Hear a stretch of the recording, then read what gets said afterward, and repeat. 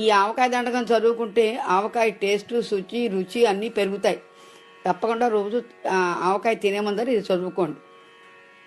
శ్రీ మహావిష్ణువు మదిలోన మెరసి ఉప్పు కారం ఆవ పొడులతో కలిసి లక్ష్మీనారాయణుల ఆశీస్సులందుకొని మానవులకు క్రొత్త టేస్ట్ చూపించగా శ్రీ శివుని దయ వల్ల నూనెను రప్పించి అన్ని కలిసి ఆవకాయనే పేరుతో ఇలలోన శాశ్వత కీర్తిని బడసి తెలుగువారి ఇంట ఇలవేల్పువై వెలసి తెలుగువారికి కీర్తి తెచ్చినావమ్మా.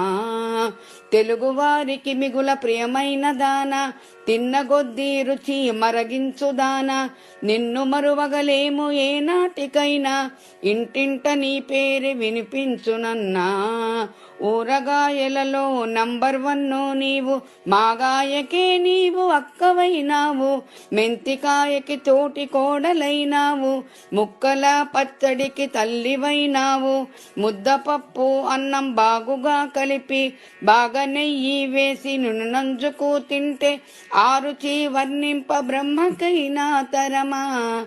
ఆధరువులెన్నైనా విస్తట్లో ఉన్న నీవు లేని విస్తరికి మార్కులేసున్న నిన్ను చూస్తే కనుల పండుగోయన్న అన్నన్న ఇది గదా ఊరగాయన్న.